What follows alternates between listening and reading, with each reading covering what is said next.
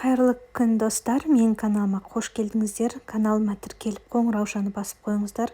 Жаңа рецепттер жүктеген кезде сізге хабарлама келіп тұрады. Бүгін сіздерге жартылай қатырылған дайын манты орама нандарды көрсетпекшімін, яғни полуфабрикаттар. Бүгін сіздерге ораманың сәбізден және мантының екі түрлі салмасымен көрсетпекшімін. Бізде барлығы, қарап отырсаңыздар, видео көрсетілген, нақты көрсетіп отырмын. Осы рецептпен жасасаңыздар, сіздерде салмасы да артық қалмайды және қамыры да артық қалып қоймайды.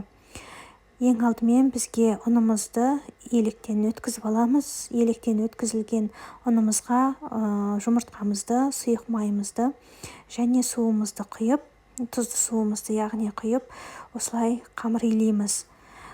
Керек су, ұн қанша кетті, соның бәрін осы видеоның астына жазып қоятын боламын. Қолымызбен жақсылап илеп аламыз. Қатты жұмсақ болмасын, кішкене қаттырақ қамыр болса тіптен жақсы болады. Осылай үш бөлікке бөліп, жақсылап екі қайтара қамырымызды илеп дайын демалдырып қоямыз. Осылай екі қайтара илейміз дағы, бетін жауып қоямыз, салмасына кірісеміз. Міне қамырымды мен үш бөлікке бөлдім. Үш бөлігі 517, 515 және тағы да 515 болып бөлінді. Бізде салмасына керекті осы граммдармен қолдансаңыздар, ешқандай қамыр да, салмасы да артық қалмайды. Менде сәбіз орама нанға кетеді, 40 қабат керек болады.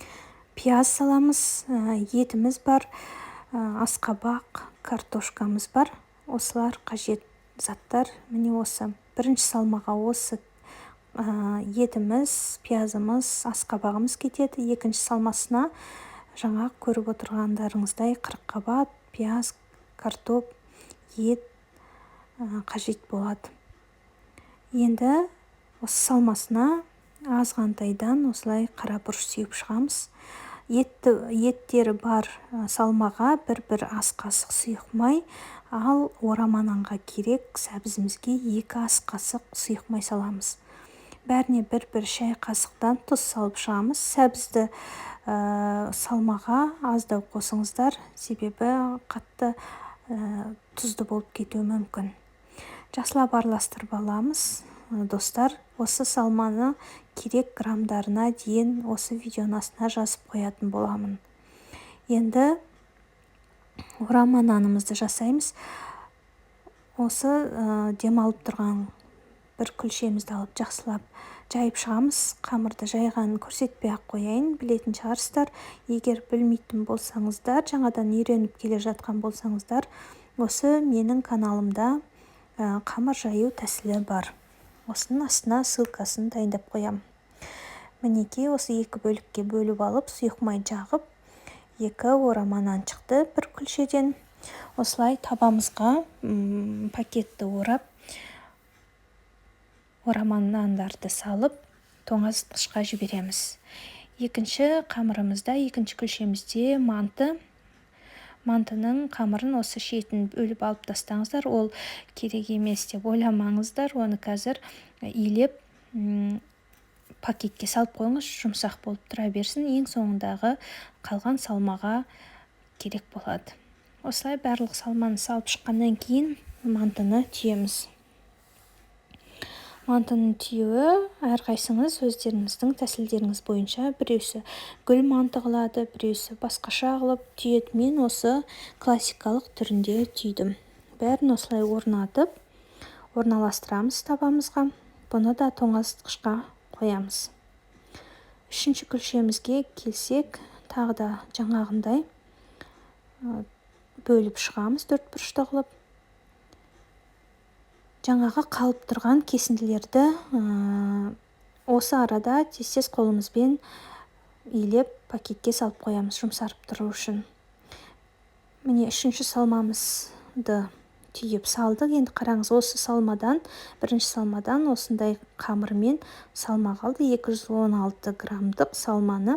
Міне көріп тұрсыздар, қазір сіздерге көрсетем. Жай қолыммен 5 бөлікке бөліп өріп дайындап қойдым. Дайын болған түрі осы. Ендігіде осы тұшпараны түйу әдісін көрсетемін. Міне осындай тұшпара болды. Менде бұның видеосы келесі видеода болады. Мантыларымыз да дайын, өте дәмді болып піседі. Піскен кезде тура осы менің рецепттерімен жасасаңыздар, ешқандай қамыр қалмайды, ешқандай салмақ қалмайды артық. Мінекей, осылай түйіп қойдым соңғы қамыр мен салманыкін. 5 манты шықты менде. Мінекей, ешқандай қамыр да салмада қалған жоқ артығымен. Достар, осы видеоны соңына дейін көргендеріңізге рахмет. Келесі видео рецептте сіздерге керемет ресторандық салаттың рецебімен бөлісетін боламын, және тұшпараның қамырын және қалай түйу керек екен, немен кесу керек екенін сіздерге көрсетемін. Мен 45 минут пісіріп алдым. Өте дәмді болды. Келесі видео рецептте кездескенше сау болыңыздар.